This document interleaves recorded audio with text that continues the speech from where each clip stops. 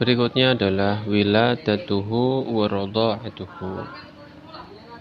Kelahiran Nabi Muhammad SAW dan persusuan beliau SAW.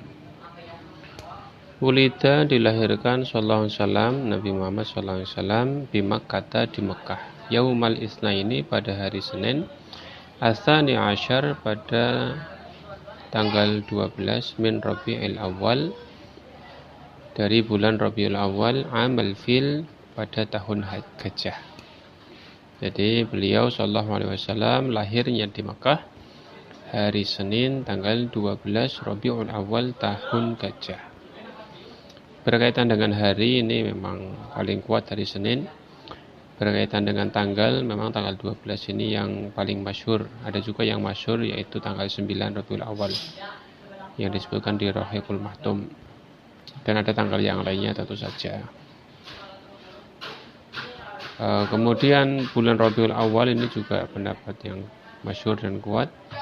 Lalu pada tahun gajah, karena peristiwa kelahiran beliau itu tidak jauh dari peristiwa penyerangan pasukan bergajahnya Abraha.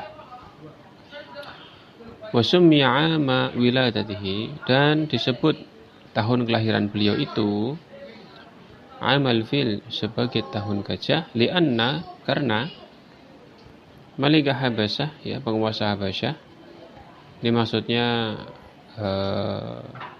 mungkin semacam wazir atau gubernur, ya. Di Habasyah itu dulu menguasai Yaman. Lalu penguasa Yaman itulah yang menyerang Ka'bah itu kan, yang namanya Abraha, ya. Malikal Habasyah arsala ama wiladatihi jaishan.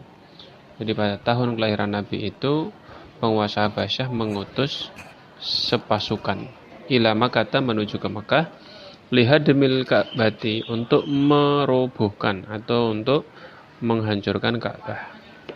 Wa kana fihi, dan dalam pasukan tersebut filun azimun, ada gajah yang sangat besar.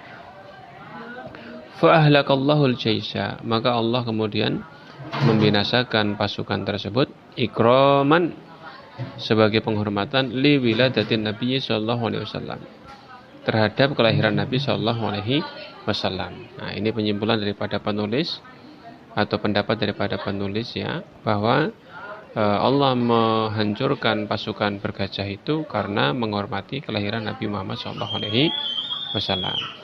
Ya. Tentu ini pendapat, ya. Ada juga pendapat lain yang Allah, ya, bukan semata-mata karena kelahiran Nabi, tapi memang Allah itu melindungi Ka'bah. Karena Ka'bah ini tempat yang suci dan Allah berkenan untuk berkehendak untuk melindungi Ka'bah dari penyerangan orang yang zalim dan lalim itu, yaitu Abraha. Sehingga dalam cerita yang terkenal antara pertemuan antara Abraha dengan Abdul Muthalib itu, ketika Abdul Muthalib menagih unta, lalu Abraha mengatakan, kenapa kamu nagih unta? Kenapa kamu nggak melindungi Ka'bah? Lalu Abdul Muthalib mengatakan, urusan saya itu unta, karena unta itu milik saya. Sedangkan Ka'bah itu bukan milik saya. Yang ngurus Allah, yang melindungi Allah. Seperti itu. Lanjut, wa ardha'athu, dan menyusui beliau sallallahu alaihi wasallam ba'da ummihi, setelah ibunya, Suwaibah al-Aslamiyah. Suwaibah al-Aslamiyah. Khatimatu ammihi Abi Lahab. Suwaibah itu adalah budak daripada paman beliau yang namanya Abu Lahab. Summa Halimatus Sa'diyah. Kemudian setelah Suwaibah, yang menyusui Rasulullah adalah Halimah As-Sa'diyah. Nah, ini terkenal, ya. Ila an balagha umruhu, sampai usianya mencapai 4 sanawat, 4 tahun. Jadi yang pernah menyusui Nabi siapa saja? Ibunya, kemudian setelah ibunya yaitu Suwaibah al-Aslamiyah, yang merupakan budak daripada Abu Lahab, yang mana Suwaibah itu juga menyusui Hamzah, ya. Yang kemudian Suwaibah juga dimerdekakan oleh Abu Lahab. Kemudian Halimah As-Sa'diyah, yang beberapa buku juga saya baca, Halimah ini juga menyusui Hamzah paman Nabi, sehingga antara Hamzah dengan Nabi itu selain jalur paman dan ponakan juga punya persaudaraan sesusuan dan dari dua ibu yang sama, dua ibu sesusuan yang sama, sehingga kelekatan saudaranya kuat sekali. Nasab melekat, persusuan juga melekat. Nah, bersama dengan Halimah itu sampai dengan usia 4 tahun. Nah, jadi persusuannya tetap 2 tahun, tapi setelah 2 tahun itu Halimah merasa nyaman dan sayang kepada Muhammad, sehingga dia ingin tetap merawat Nabi Muhammad itu lebih daripada 2 tahun. Jadi tidak langsung kembali kepada ibunya.